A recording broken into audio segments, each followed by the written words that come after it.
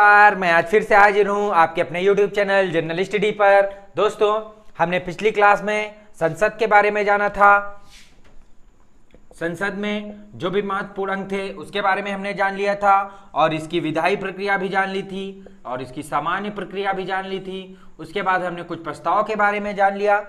आज हम बात करेंगे संसदीय समितियों के बारे में। ठीक, ये अभी जो संसदीय विधायिका, जो संघीय विधायिका थी, उसी के तहत आता है ये संसदीय समितियां। संसदीय समितियां आप लोगों ने नाम सुना होगा, लोक लेखा समिति, प्राक्कलन समिति। ठीक, तो आज हम जो महत्वपूर्ण समितियां हैं, जो पेपर के पॉइंट ऑफ व्यू से इंपॉर्टेंट हैं, हम उनके बारे में बात करेंगे। जो भी क्वेश्चन आ चुके हैं और आने की संभावना है, उनसे संबंधित हम सभी प्रश्नों के बारे में बात करेंगे। तो संसदीय समितियों की बात करें तो सबसे पहले ये एक संसद का महत्वपूर्ण अंग है। मतलब कि अगर हम बात करें तो इन्हीं की वजह से, ऐसे लिखिए, संसद का अभिन्न अंग। इसी के तहत क्या होता है, कार्यपालिका पर नियंत्रण रखती, जो समितियां हैं कार्यपालिका पर नियंत्रण। अभी हम इनके बारे में सब अच्छे से बात करेंगे। ठीक, और ये जो संसद का है बहुत सारा काम करती हैं। कैसे करती हैं अभी हम बात करेंगे। तो कितने प्रकार की होती हैं? 2 प्रकार की होती हैं संसदीय समितियां। संसदीय समितियां 2 प्रकार की होती हैं। कौन कौन सी? एक होती स्थाई और दूसरी होती है अस्थाई। स्थाई में कौन कौन सी समितियां आ जाती हैं? स्थाई में हमारी आ जाती हैं वित्तीय समितियां,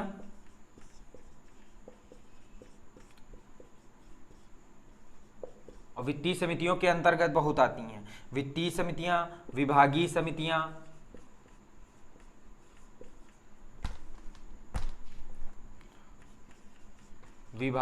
समितियां, ठीक। उसके बाद आ जाती है हमारी जांच समितियां, जो जांच करती हैं, और नियम समिति, छानबीन समिति, सलाहकार समिति, ऐसी बहुत सारी रहती हैं। हम सिर्फ बात करेंगे वित्तीय समितियों के बारे में। इसी के तहत प्राक्कलन समिति, लोक लेखा समिति, ये सब आती हैं। देखो, समितियों का काम क्या होता है। मान लो कोई विधेयक आया, अब संसद क्या उसके बारे में गहन चिंतन तो कर नहीं पाती है। जो सारे सांसदों को ये बात पता नहीं रहती है कि इस विधेयक के अंतर्गत क्या होना चाहिए। सबको सब कुछ नहीं नॉलेज होता है। तो स्पेशली क्या कर दिया जाता है, एक समिति बना दी जाती है। ठीक है, कुछ समितियां होती हैं जो स्थायी समितियां होती हैं। स्थायी समितियां परमानेंट चला करती हैं, हर साल में इनका गठन होता है, 1 साल कार्य करती हैं, फिर पुनः 1 साल में उनका मतलब चुन लिया जाता है सदस्य इनके। ठीक, और अस्थायी समितियां क्या होती हैं, ये जैसे मान लो कोई विधेयक आया, अब उसके बारे में किसी सबको सब कुछ पता नहीं होता है, तो क्या होता है, समिति गठित करी जाती है कि इतने इतने सदस्य होंगे और ये जाके इस विधेयक के बारे में जाएं, अपनी रिपोर्ट प्रस्तुत करें, क्या सही है, क्या गलत है, और क्या उचित रहेगा देश के लिए, क्या नहीं रहेगा। तो ये सब आ जाता है स्थायी, अपने रिपोर्ट दे दिया, यहीं से समिति खत्म हो जाती है। और स्थायी क्या है, परमानेंट चला करती हैं। तो हम वित्तीय समितियों के बारे में बात करेंगे। वित्तीय समितियों के अंतर्गत कौन कौन सी आती हैं? हमने बताया प्राक्कलन समिति और लोक लेखा समिति। आती तो बहुत हैं, 2-3 और आती हैं, लेकिन उनसे हमसे कोई मतलब नहीं है, क्योंकि पेपर में यही 2 बहुत पूछी जाती हैं। ठीक, तो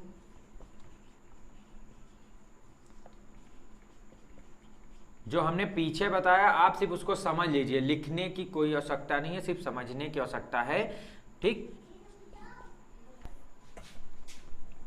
इसी के तहत हम बात करेंगे प्राक्कलन समिति।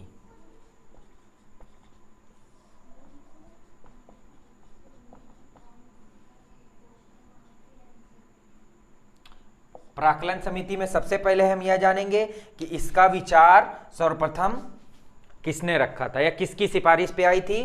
तो इंपॉर्टेंट है, सन 1950 में जॉन मथाई की सिफारिश पर।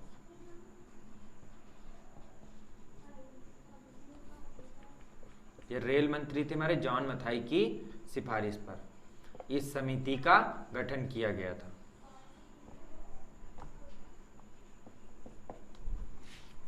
ठीक है, और इसमें सदस्य कितने होते हैं?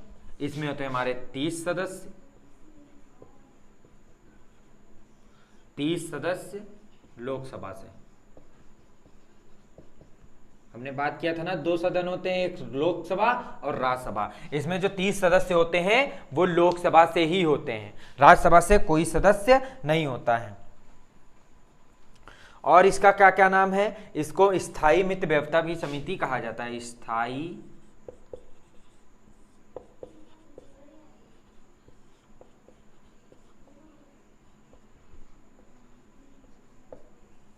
मित्र व्यवस्था समिति।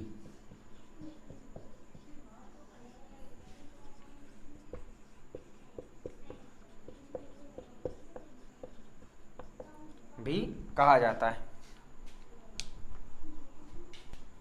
और इसके कार्य क्या क्या होते हैं? कार्य ये होते हैं, जैसे मान लो बजट प्रस्तुत किया गया, उसको सही ढंग से उपयोग किया गया कि नहीं, उस धन को प्रशासनिक सुधार के लिए कार्य करती है ना। ऐसे बहुत महत्वपूर्ण कार्य होते हैं, पर उसको जानने की हमें कोई आवश्यकता नहीं है। जो पेपर के पॉइंट ऑफ व्यू से इंपॉर्टेंट है हमने पढ़ लिया। कब इसका गठन हुआ? 1950 में। और किसकी सिफारिश पर? जॉन मथाई की सिफारिश पर। और इसमें कितने सदस्य होते हैं? 30 सदस्य होते हैं। इसका दूसरा नाम है स्थायी मित्र व्यवस्था समिति भी इसको कहा जाता है। और अगर हम कुछ बात करें तो खैर इसमें कुछ इंपॉर्टेंट अब बचा ही नहीं है। ठीक, अब हम दूसरी समिति बात करेंगे। नाम सुना होगा, लोक लेखा समिति।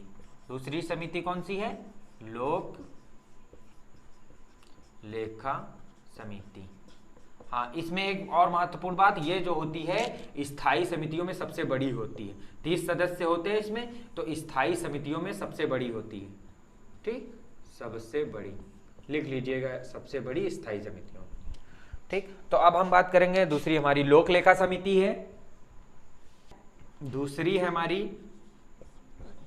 लोक लेखा समिति। इसका सर्वप्रथम गठन कब हुआ? तो इसकी जो सिफारिश आई थी या इसकी पहले बात की गई थी तो वो हुई थी मॉन्टेग्यू चेम्सफोर्ड अधिनियम। कब आया था? आप लोग बताओ, कमेंट करो।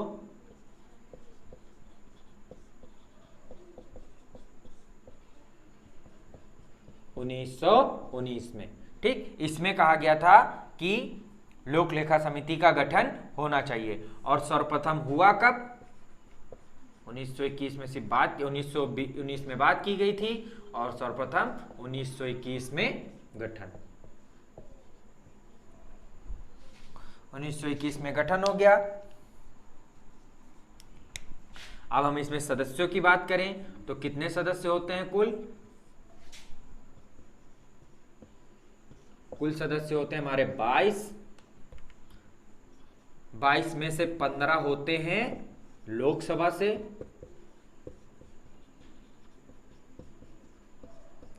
और 7 होते हैं राज्यसभा से। ये क्वेश्चन पूछा जाता है कि कितने सदस्य कहां से होते हैं।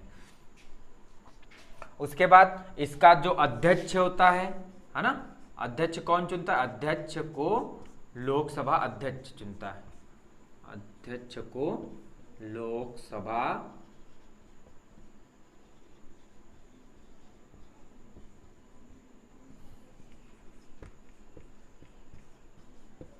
चुनता है, मनोनीत करता है। ठीक, देखो लोकसभा को अधिकार है कि वो लोक लेखा समिति के अध्यक्ष को मनोनीत करे, लेकिन स्थायी परंपरा अपने देश से शुरू से चली आ रही है कि जो विपक्ष का मतलब जो अध्यक्ष होगा वो विपक्ष का ही होगा। जिसकी सरकार होगी उसका अध्यक्ष नहीं होगा लोक लेखा समिति का। हमेशा जैसे मान लो अभी बीजेपी की सरकार है या एनडीए की सरकार है तो यूपीए का कोई सदस्य इस लोक लेखा समिति का अध्यक्ष होगा। ठीक है, और इसके कार्य क्या क्या हैं? इसके कार्य जो बजट में अनुदान दिया जाता है, मान लो किसी को 15,000 करोड़ रुपए दिए गए किसी विभाग को, तो ये इस पे निगरानी रखती है कितने खर्च किए जा रहे हैं, कितने नहीं किए जा रहे हैं, और अपनी रिपोर्ट महालेखा नियंत्रक परीक्षक को देती है। ठीक, तो दोस्तों हमने इसमें जान लिया। अब हम बात करेंगे जो सार्वजनिक उपक्रम समिति है। तो जो सार्वजनिक उपक्रम समिति, तो उसमें तो खैर ज़्यादा कुछ नहीं है, नाम जान लीजिए। एक सेकेंड। सार्वजनिक उपक्रम समिति, इसका गठन सर्वप्रथम कब हुआ? हमारा 1964 में कृष्ण मेनन की सिफारिश पर।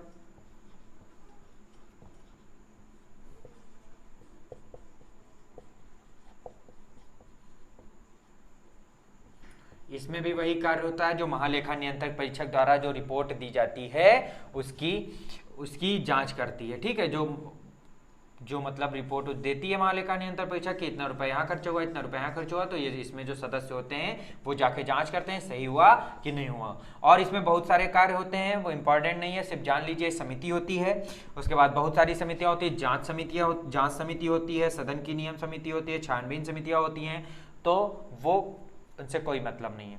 अब हम बात करेंगे अस्थाई समितियों के बारे में।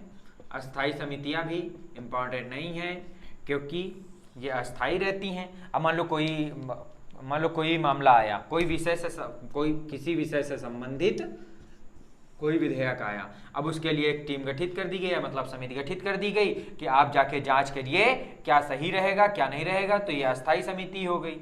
तो इसके बारे में खैर कुछ नहीं पढ़ना है हम लोगों को। तो दोस्तों आज हमारा बहुत छोटा वीडियो है, इसमें हमारा टॉपिक खत्म हो गया है। जो संघीय विधायी का टॉपिक चल रहा था हमारा खत्म हो गया है। अब हम आगे वाले टॉपिक पे बात करेंगे। हमारा आगे वाला टॉपिक कौन सा है आप लोग कमेंट करिए सिलेबस को देख के। तो दोस्तों आज के लिए इतना ही। बहुत बहुत धन्यवाद। हमारे वीडियो को लाइक करिएगा, सब्सक्राइब करिएगा।